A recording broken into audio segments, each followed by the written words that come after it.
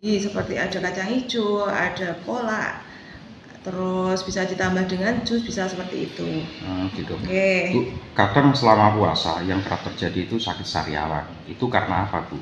Dan saran untuk konsumsinya bagaimana, Bu? Kalau sariawan itu kebanyakan dipicu karena kalau selama kita puasa kan asam lambung produksi asam lambung itu kan berlebih ya Mas, lebih banyak dari biasanya karena kita puasa. Selama kita puasa kan nggak ada makanan yang dicerna ya, jadi memicu kenaikan asam lambung. Nah, kenaikan asam lambung yang banyak biasanya kalau sampai ke mulut itu memicu perkembangan bakteri ya, di situ bisa menjadi penyebab sariawan. Terus untuk mengantisipasi biasanya kebersihan mulut harus tetap dijaga. Kita wudhu, kita gosok gigi kan masih bisa kalau puasa. Jadi itu sebagai upaya untuk mencegah sariawan. Gitu.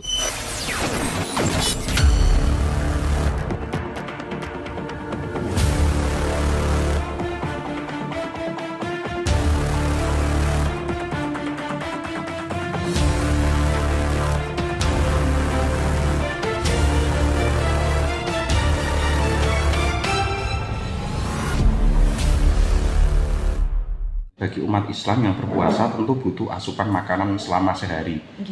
Bagaimana mengatur pola makannya? Gini ya Pak, kalau untuk asupan kan tiap orang berbeda-beda ya. Tiap orang berbeda-beda tergantung, biasanya berdasarkan dengan berat badan ideal.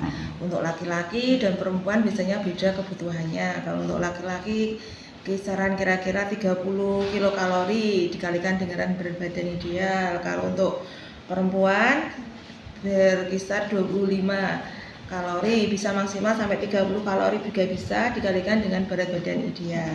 Nah, untuk selama berpuasa otomatis kalau puasa kita kan hanya makan 2 kali ya, berarti dibagi dalam 2 kali waktu makan. Berarti untuk asupan makan besar hanya 2 kali pada saat berbuka dan pada yang terakhir untuk yang sahur.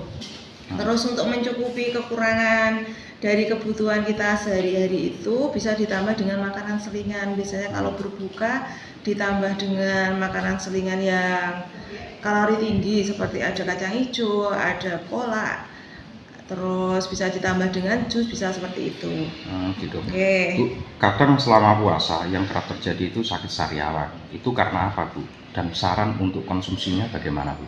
Kalau sariawan itu kebanyakan dipicu karena kalau selama kita puasa kan asam lambung produksi asam lambung itu kan berlebih ya Mas, lebih banyak dari biasanya karena kita puasa. Selama kita puasa kan nggak ada makanan yang dicerna ya, jadi memicu kenaikan asam lambung. Nah, kenaikan asam lambung yang banyak biasanya kalau sampai ke mulut itu memicu perkembangan bakteri ya, di situ bisa menjadi penyebab sariawan. Terus untuk mengantisipasi biasanya kebersihan mulut harus tetap dijaga. Kita wudhu, kita gosok gigi kan masih bisa kalau puasa. Jadi itu sebagai upaya untuk mencegah sariawan. Bu, selanjutnya bagaimana saran terhadap penderita MAH yang tengah menjalankan puasa, Bu? Penderita MAH aman untuk berpuasa. Tipsnya kalau untuk penderita MAH, konsumsi kebutuhannya harus tetap tercukupi. Dengan cara mungkin konsumsinya dengan porsi kecil tapi sering. Jadi diawali dengan berbuka yang manis dulu, nanti berhenti, diselingi sholat maghrib, nanti ditambah setelah itu baru makan besar. Terus nanti setelah taraweh boleh makan lagi. Yang penting porsinya tidak terlalu besar untuk porsi makannya Mas. Gitu. Bu, lanjut. Berapa jumlah air minum maksudnya yang dikonsumsi untuk yang berpuasa, konsumsi malam dan sahur nanti? Kalau untuk konsumsi air putih itu untuk per orang per hari harus tercukupi walaupun puasa dan tidak puasa. Kalau untuk kebutuhan kita per hari, kebutuhan normal itu kan 35 cc per kilogram berat badan. Jadi tinggal dikalikan saja, tapi kalau untuk ukuran umum kira-kira itu 2 liter per hari. Jadi semisal untuk buka minum air putih dulu, jangan langsung es atau jangan langsung yang manis-manis, berarti minum konsumsi air putih kalau bisa 1 gelas atau 2 gelas dulu, seperti itu Mas. Nanti dilanjut berbuka dengan yang manis, terus nanti diselingi sholat maghrib, baru makan besar, minum lagi, kira-kira 8 gelas dari buka sampai sahur lagi. Untuk saran kita yang untuk berbuka kisaran 1 sampai 5 gelas nanti yang 3 gelas di sahur seperti itu bisa. Oh gitu. Bu, ini kan sebentar lagi akan bulan puasa. Iya. Kenapa makan kurma dianjurkan saat berbuka puasa? Kalau misalnya tidak ada kurma, apa saja buah penggantinya kandungan vitaminnya apakah sama? Kurma itu dianjurkan karena kandungan serat dan gulanya yang tinggi. Kenapa dianjurkan makan kurma di saat berbuka? Karena untuk mengurangi asupan yang tinggi kalori di waktu kita makan besar. Jadi bisa terbagi tadi loh Mas, karena dikaitkan dengan kenaikan asam lambung, yang kita tidak boleh konsumsi makanan yang terlalu banyak dulu. Jadi adakannya dengan mah juga, jadi porsi kecil tapi sering. Jadi dianjurkan kurma, misalnya nggak ada kurma diganti dengan alpukat bisa, pisang, pepaya bisa, seperti itu. Bu, benarkah saat berpuasa atau makan sahur tidak dianjurkan minuman dingin? Padahal yang itu kan kita tahu gitu menyegarkan ya?